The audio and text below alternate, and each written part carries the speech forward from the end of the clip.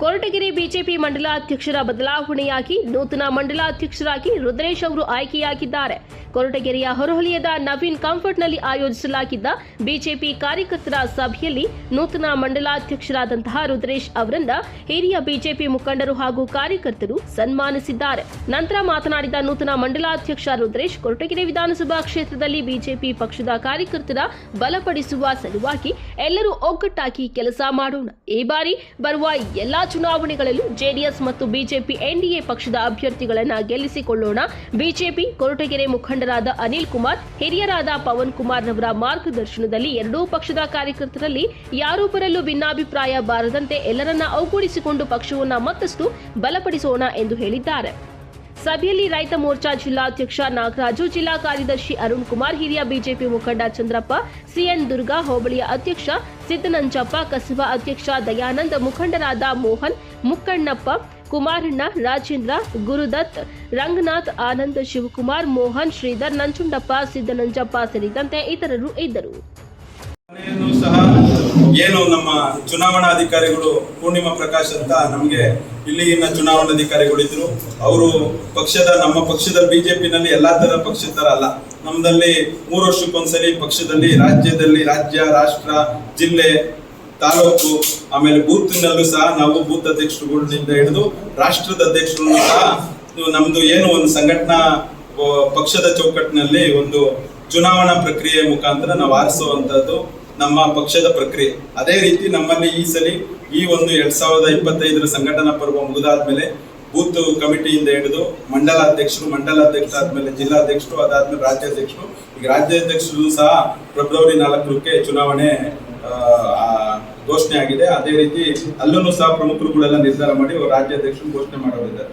So ಅದೇ ರೀತಿ ನಮ್ಮ ಮಂಡಲದಲ್ಲಿ ಯಾರ್ಯಾರನ್ನ ಅಧ್ಯಕ್ಷರನ್ನು ಮಾಡಬೇಕು ಅಂತ ಹೇಳಿ ನಮ್ಮಲ್ಲಿ ಇಲ್ಲಿ ಪೂರ್ಣಿಮಾ ಪ್ರಕಾಶ್ ಅಂತ ಇಲ್ಲಿ ಚುನಾವಣಾ ಅಧಿಕಾರಿಗಳಿದ್ರು. ಅವರೆಲ್ಲಾ ನಮ್ಮ ಪ್ರಮುಖರುಗಳನ್ನು ಅಭಿಪ್ರಾಯ ಸಂಗ್ರಹ ಮಾಡಿ ಎಲ್ಲರ ಅಭಿಪ್ರಾಯಗಳ ಮೇರೆಗೆ ಎಲ್ಲಾರನ್ನೂ ವಿಶ್ವಾಸಕ್ಕೆ ತಗೊಂಡು ಹೋಗೋರು ಯಾರನ್ನ ಬೇಕು ಅನ್ನೋ ತರ ನಿರ್ಧಾರ ಮಾಡಿ ನಮ್ಮ ಪವನಣ್ಣ ಆಗಿರ್ಬೋದು, ಪ್ರತಿಯೊಬ್ಬರು ನಮ್ಮ ಗುರುವರು ಆಗಿರ್ಬೋದು, ಎಲ್ಲಾ ನಮ್ಮ ಪ್ರಮುಖರುಗಳು, ಅದೇ ರೀತಿ ಅನಿಲ್ ಕುಮಾರ್ ಸರ್ ನಮ್ಮ ಏನು ಇಲ್ಲಿನ ಅಭ್ಯರ್ಥಿಗಳು ಇದಾಗಿದ್ದಾರೆ, ಅವರು ಸಹ ಎಲ್ಲಾರನ್ನೂ ವಿಶ್ವಾಸಕ್ಕೆ ತಗೊಂಡು ಹೋಗೋ ತರ ಅವಕಾಶನ ರುದ್ರೇಶ್ ಕೊಡ್ಬೇಕು ಅಂತ ಹೇಳಿ ರಾಜ್ಯದಲ್ಲಿ ನಿರ್ಧಾರ ಮಾಡಿಸಿ ಈ ದಿನ ಏನು 2 ದಿನದಿಂದ ಘೋಷಣೆ ಆಗಿದೆ. ಅದೇ ರೀತಿ ಅದಕ್ಕೆ ಮೊದಲನೇದಾಗಿ ನನ್ನ ಕೊರಟಗೆರೆ ಮಂಡಲದ ಎಲ್ಲ ನಮ್ಮ ನಾಯಕರುಗಳಿಗೆ ನಾನು ವಂದನೆ ಅರ್ಪಿಸ್ತೀನಿ. ಏನ್ ನಮ್ಮ ಮೇಲೆ ವಿಶ್ವಾಸ ಇಕ್ಕಿ ಏನು ಈ ಮಂಡಲ ಅಧ್ಯಕ್ಷರಾಗಿ ಅವಕಾಶ ಕೊಟ್ಟಿರೋದಕ್ಕೆ ಎಲ್ಲಾರ್ಗು ಮೊದಲನೇದಾಗಿ ನಾಯಕರುಗಳಿಗೆ ಮತ್ತು ನಮ್ಮೆಲ್ಲಾ ಕಾರ್ಯಕರ್ತರುಗಳಿಗೂ ನಾನು ವಂದನೆ ಸಲ್ಲಿಸ್ತೀನಿ. ನನ್ನಲ್ಲಿ ಈಗ ಏನ್ ಹೇಳೋದು ಅಂದ್ರೆ, ಅಧ್ಯಕ್ಷ ಅಂತ ಅಂದ್ರೆ ಈಗೇನು ನಮ್ಮಲ್ಲಿ ಏನು ಪಕ್ಷದಲ್ಲಿ ಏನಿದೆ, ನಮ್ಮ ಪಕ್ಷದ ಪ್ರೋಟೋಕಾಲ್ಗೋಸ್ಕರ ಮಾತ್ರ ಮಂಡಲ ಅಧ್ಯಕ್ಷ ಅಂದ್ರೆ ಎಲ್ಲಾರು ಇಲ್ಲಿ ಕಾರ್ಯಕರ್ತರೆಲ್ಲರೂ ಒಂದು ಪದಾಧಿಕಾರಿಗಳಲ್ಲಿ ಬೂತ್ ಅಧ್ಯಕ್ಷ ಅನ್ನೋ ಸ್ಥಾನ, ಬೂತ್ ಅಧ್ಯಕ್ಷಂಗೆ ಇರೋ ವ್ಯಾಪ್ತಿನಲ್ಲಿ ಅವ್ರ ಅಧ್ಯಕ್ಷರು, ಮಂಡಲಕ್ಕಿರೋ ವ್ಯಾಪ್ತಿನಲ್ಲಿ ನಾವು ಅಧ್ಯಕ್ಷರು. ಸೊ ಅದೇ ಅಧ್ಯಕ್ಷ ಅನ್ನೋದು ಒಂದು ಪಕ್ಷದ ಒಂದು ಸಂಘಟನಾತ್ಮಕ ಜವಾಬ್ದಾರಿನೇ ಹೊರತು ನನಗೆ ಅಧಿಕಾರ ಅಲ್ಲ. ಸೊ ಎಲ್ಲಾ ಕಾರ್ಯಕರ್ತರುಗಳನ್ನ ಒಂದುಗೂಡಿಸ್ಕೊಂಡು ಪಕ್ಷದ ವೇದಿಕೆಯಲ್ಲಿ, ಯಾಕೆಂದ್ರೆ ಎಲ್ಲಾ ಪ್ರೋಟೋಕಾಲ್ ಒಬ್ಬೊಬ್ರಿಗೆ ಇರುತ್ತೆ. ರಾಜ್ಯಕ್ಕೆ ಯಾವ್ದೋ ಒಂದು ಸೂಚನೆ ಇಲ್ಲ, ಯಾವ್ದೋ ಒಂದು ಇನ್ಫಾರ್ಮೇಶನ್ ನಮ್ಮ ಕಾರ್ಯಕರ್ತರುಗಳು ಬಂದಗಳನ್ನ ಹೇಳ್ಕೊಳಕ್ಕೆ ಯಾರೋ ಒಬ್ಬ ಪ್ರಮುಖ ಬೇಕು ಅನ್ನೋದಕ್ಕೋಸ್ಕರ ನಮ್ಮನ್ನ ಒಂದು ಅಧ್ಯಕ್ಷ ಸ್ಥಾನ. ನೂತನ ಅಧ್ಯಕ್ಷರಿಗೆ ಒಂದು ಸಣ್ಣ ಮನವಿ. ಕೊರಟಗೆರೆ ಕ್ಷೇತ್ರದಲ್ಲಿ ರೈತರ ಸಮಸ್ಯೆಗಳು ತುಂಬಾ ಇದೆ. ದಯಮಾಡಿ ವಾರದಲ್ಲಿ 3 ರಿಂದ 4 ದಿನ ಚಂದ್ರಣ್ಣ ಹೇಳಿದಂಗೆ ಒಂದು ತಾಲೂಕು ಕಚೇರಿ, ಪೊಲೀಸ್ ಸ್ಟೇಷನ್ ಇವ್ರ ಬಗ್ಗೆ ಗಮನ ಹರಿಸಬೇಕು. ಪ್ರತಿ ಹೋಬಳಿ ಮಟ್ಟದಲ್ಲಿ ಪ್ರತಿ ತಿಂಗಳು ಸಭೆ ಮಾಡಬೇಕು. ಸಂಘಟನೆ ಜೊತೆಗೆ ಸಭೆ ಮಾಡಿಕೊಂಡು ರೈತರ ಸಮಸ್ಯೆಗಳೇನಿದೆ, ಕಾರ್ಯಕರ್ತರ ಸಮಸ್ಯೆ ಏನಿದೆ, ಪೊಲೀಸ್ ಸ್ಟೇಷನ್ನು, ರೆವಿನ್ಯೂ ಡಿಪಾರ್ಟ್ಮೆಂಟು, ಬೇರೆ ಇತರೆ ಇಲಾಖೆಗಳಲ್ಲಿ ಏನೇನು ಬರ್ತಿದೆ ಈ ಕೇಂದ್ರ ಸರ್ಕಾರ ಯೋಜನೆಗಳನ್ನ ಸಾರ್ವಜನಿಕರು ತಲುಪುತ್ತಾ ಇಲ್ವಾ, ಯಾರು ತಲುಪಿಲ್ಲ, ಅದನ್ನೊಂದು ಸರ್ವೆ ಮಾಡೋ ಟೈಪ್ ಮಾಡ್ಕೋಬೇಕು. ಕಾರ್ಯಕರ್ತರಲ್ಲಿ ಯಾರು ನೇಮಿಸ್ಕೊಂಡು, ಯಾಕೆಂದರೆ ಸಂಪರ್ಕ ಚೆನ್ನಾಗಿ ಬೆಳೀತದೆ. ನಮಗೆ ಜನ ಕೈಗೆ ಸಿಗ್ತಾರೆ. ಅವ್ರಿಗೇನೋ ಕಷ್ಟ ಕಾಲದಲ್ಲಿ ಸಪೋರ್ಟ್ ಮಾಡೋದು ಬೇಕು ಅಂದರೆ ಅವರು ನಮ್ಗೆ ನೆನೆಸ್ಕೊಂತಾರೆ. ಬಿಜೆಪಿ ಅವ್ರು ಬಂದು ಏನೋ ಸಪೋರ್ಟ್ ಮಾಡ್ತಾ ಇದ್ದಾರೆ. ಕೇಂದ್ರ ಸರ್ಕಾರದ ಯೋಜನೆಗಳು ಎಷ್ಟೋ ಯೋಜನೆಗಳು ಕೊಡ್ತಿದೆ, ಯಾರಿಗೂ ಗೊತ್ತಿಲ್ಲ ಕೇಂದ್ರ ಸರ್ಕಾರದ್ದು ಅಂತ. ಯಾರು ಹೇಳಿದ್ರು ಪಿಟಿ ಭಾಗ್ಯಗಳಲ್ಲಿ ಇದು ಒಂದು ಭಾಗ್ಯ ಅಂದ್ಕೊಂಡು ಅದನ್ನು ಪ್ರತಿಬಿಂಬಿಸ್ತಾ ಇದ್ದಾರೆ. ಕೇವಲ ಪಿಟಿ ಭಾಗ್ಯಗಳು 4 ಅಷ್ಟೇ ರಾಜ್ಯ ಸರ್ಕಾರದ್ದು. ರೈತರು ತಲುಪ್ತಾ ಇರೋದು ಕೇಂದ್ರ ಸರ್ಕಾರದ ಯೋಜನೆಗಳು. ಅದನ್ನ ರೈತರಿಗೂ ಸಾರ್ವಜನಿಕರಿಗೂ ತಿಳಿಪಡಿಸುವಂಥ ಕಾರ್ಯಕ್ರಮನ ವ್ಯವಸ್ಥೆನ ನಮ್ಮ ಅಧ್ಯಕ್ಷರು ಮಾಡಬೇಕು. ಜೊತೆಗೆ ಹಳಬರು ಹೊಸಬರು ಅಂತೆ ಎಲ್ಲರೂ ಸೇರಿಸ್ಕೊಂಡು ಪಕ್ಷನ ಸಂಘಟನೆ ಮಾಡೋದ್ರಲ್ಲಿ ಸ್ವಲ್ಪ ಪ್ರವಾಸ ಮಾಡೋದು ಶ್ರಮ ವಹಿಸಬೇಕು ಅಂತ ಅಧ್ಯಕ್ಷರು ಮನವಿ ಮಾಡ್ತಾ ಅವರಿಗೆ ಹೃದಯಪೂರ್ವಕ ಅಭಿನಂದನೆ ಸಲ್ಲಿಸ್ತಾ ಮೊದಲನೇದಾಗಿ ಅಭಿನಂದನೆ ಸಲ್ಲಿಸ್ತಾ ಇಲ್ಲೇನು ಇವತ್ತು ಅವ್ರನ್ನ ಸಡನ್ನಾಗಿ ಒಂದು ಎಲ್ಲರೂ ಕರೆದು ಒಂದು ಅಭಿನಂದಿಸೋಣ ಅಂತ ಕಾರ್ಯಕರ್ತರ ಹೇಳಿದ್ರು. ಹಂಗಾಗಿ ಇವತ್ತೆಲ್ಲ ಸೇರ್ಕೊಂಡು ಅವ್ರಿಗೆ ಅಭಿನಂದನೆ ತಿಳಿಸ್ತಾ ಇದ್ದೀವಿ. ಅವರೇ ಹೇಳ್ದಂಗೆ, ಪವನ್ ಅವರು ಹೇಳ್ದಂಗೆ, ಯಾರಿಗೂ ನೋವಾಗದೆ ಇರೋ ಥರ ತಾಲೂಕಿನ ಹಿರಿಯರು, ಜಿಲ್ಲಾ ಹಿರಿಯರು ಮತ್ತು ರಾಜ್ಯದಿಂದ ಹಿರಿಯರನ್ನು ಕರೆಸಿ ಒಂದು ಪದಗ್ರಹಣ ಕಾರ್ಯಕ್ರಮನ ಏರ್ಪಡಿಸಿ ನಿಮ್ಮ ಪ್ರೆಸ್ನವ್ರಿಗೆ ಹೇಳ್ತಾರೆ. ಇಷ್ಟರಲ್ಲೇ ಅವರು ಡೇಟ್ಗಳು ತಗೊಂಡು ಈಗ ಒಳ್ಳೆ ಅಂದರೆ ತಳಮಟ್ಟದ ಕಾರ್ಯಕರ್ತರಿಗೆ ಒಂದು ಹುದ್ದೆ ನೀಡಿ ಗೌರವಿಸಿರೋದು ಪಕ್ಷದಲ್ಲೇ ಮಾತ್ರ ಸಾಧ್ಯ ಅಂತ ಹೇಳ್ತಾ ಅವರು ಈಗೇನೆ ಎಲ್ಲರ ಜೊತೆ ಸಂಪರ್ಕದಲ್ಲಿ ಇಟ್ಕೊಂಡು ಒಳ್ಳೆ ಪಕ್ಷನ ಸಂಘಟನೆ ಮಾಡಲಿ ಅಂತ ಹೇಳ್ತಾ ನಾನು ಮಾತು ಮುಗಿಸ್ತೀನಿ.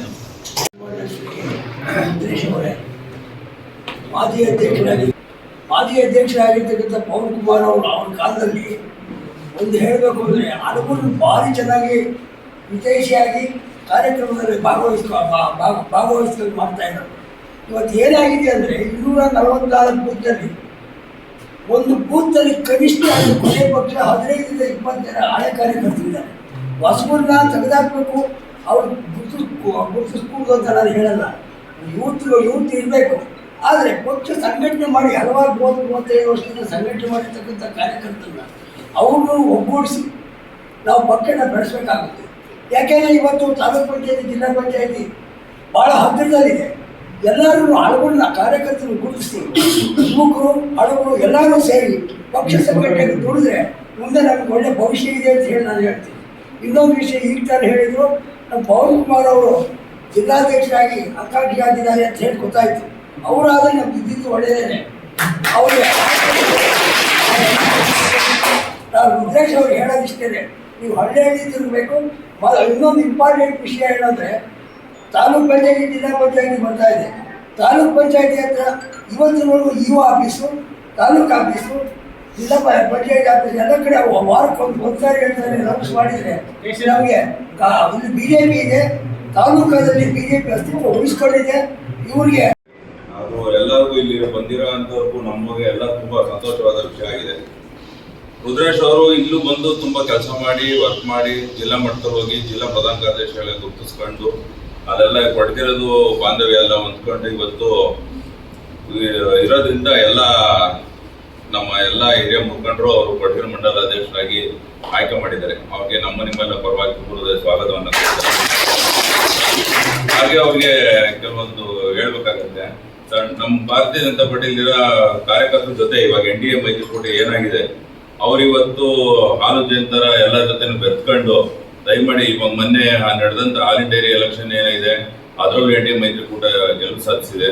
ಮೊನ್ನೆ PLD ಬ್ಯಾಂಕ್ ಅಲ್ಲಿ ಏನ್ ನಡೀದೆ ಅವತ್ತು ಕೂಡ ನಮ್ದು NDA ಮೈತ್ರಿಕೂಟದಿಂದ ಗೆಲುವು ಬಂದಿದೆ. ನೀವು ಬರೀ ನಮ್ಮ ಕಾರ್ಯಕರ್ತನ ಜೊತೆ ಕೂರಿಸೋದಲ್ಲದೆ NDA ಮೈತ್ರಿಕೂಟದಲ್ಲಿ ಯಾರಿದ್ದಾರೋ ನಮ್ಮ ಭಾರತೀಯ ಜನತಾ ಪಾರ್ಟಿ ಜೊತೆ ಜನತಾ ದಳದವ್ರನ್ನು ಕಾರ್ಯಕರ್ತರುಗಳನ್ನು ವಿಶ್ವಾಸ ತಗೊಂಡು ಅವ್ರ ಜೊತೆ ಹೊಂದ್ಕೊಂಡು ನಮ್ಗೆ ಇಲ್ಲಿ ಯಾವ ಥರ ಇದೆ, ಸರ್ವಸಾಮಾನ್ಯ ಚಿಕ್ಕ ಬೂತ್ ಮಟ್ಟದಿಂದ ಹಿಡಿದು ಮನ್ನ ಮಟ್ಟದಿಂದ ಬೂತ್ ಮಟ್ಟ, ಶಕ್ತಿ ಕೇಂದ್ರ, ಮಹಾಶಕ್ತಿ ಕೇಂದ್ರದ ಎಲ್ಲ ಕಾರ್ಯಕರ್ತರನ್ನು ಎಲ್ಲ ಸಮಾಜದವ್ರನ್ನು ಸರಿಗೂಡಿಸ್ಕೊಂಡು ಭಾರತೀಯ ಜನತಾ ಪಾರ್ಟಿ ಕಟ್ಟದಲ್ಲಿ ನೀವು ಸತತವಾಗಿ ಓಡಾಡಬೇಕು, ತಿರ್ಗಾ ಪ್ರವಾಸಗಳು ಮಾಡಬೇಕು. ಹಾಗಾಗಿ ನಿಮ್ಮ ಜೊತೆ ನಾವು ಸಹಕಾರ ಕೊಡ್ತೀವಿ. ನಮ್ಗೆ ಏನು ಬೇಕೋ ನಿಮ್ಮಿಂದ ಎಲ್ಲರಿಗೂ ಸಹಕಾರ ಇದೆ ಇಲ್ಲಿ ರೋಡ್ದೆಲ್ಲ ಅಂತ ಹೇಳಿ ಮುಂದಿನ ದಿನ ಭಾರತೀಯ ಜನತಾ ಪಾರ್ಟಿ ಘಟ್ಟದಲ್ಲಿ ಪರಿಶ್ರಮ ಆಗ್ಬೇಕು ಅಂತ ಎಲ್ಲ ಪರವಾಗಿ ಕೇಳ್ತಾರೆ. ಕಾರ್ಯಕರ್ತರು ಒಂದು ಖುಷಿ ಪಡುವಂಥ ವಿಚಾರ.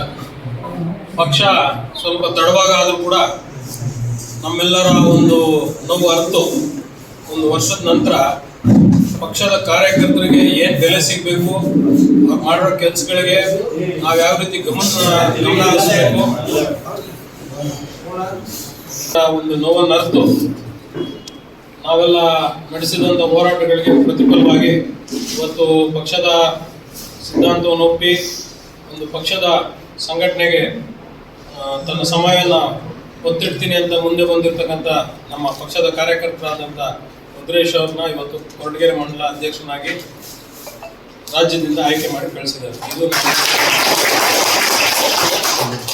ನಾನಾದರೂ ಹೇಳೋದಿಷ್ಟೇ, ಯಾರೇ ಒಬ್ರು ಜವಾಬ್ದಾರಿ ತಗೊಂಡಾಗ ಎಲ್ಲ ಕಾರ್ಯಕರ್ತರು ಅವರ ಒಂದು ಪಕ್ಷಕ್ಕೆ ಅವ್ರು ಕೊಡ್ತಕ್ಕಂಥ ಸಮಯ ಆಗಲಿ, ಅವರ ಒಂದು ಏನು ಕಾನ್ಫಿಡೆನ್ಸ್ ಆಗಲಿ, ಅವರು ಏನು ಪಕ್ಷದ ಮೇಲೆ ಇಟ್ಟಿರೋ ಒಂದು ನಂಬಿಕೆಯನ್ನು ನೋವಾಗದ ರೀತಿಯಲ್ಲಿ ಅವ್ರನ್ನೆಲ್ಲ ಜೊತೆ ಕರ್ಕೊಂಡು ಎಲ್ಲ ಸಮುದಾಯವನ್ನು ಒಟ್ಟು ಸೇರಿಸ್ಕೊಂಡು ಕೊರಟಗೆರೆ ಕ್ಷೇತ್ರದಲ್ಲಿ ಮುಂದಿನ ದಿನಗಳಲ್ಲಿ ಒಳ್ಳೆ ಭವಿಷ್ಯ ಇದೆ ಭಾರತೀಯ ಜನತಾ ಪಕ್ಷಕ್ಕೆ.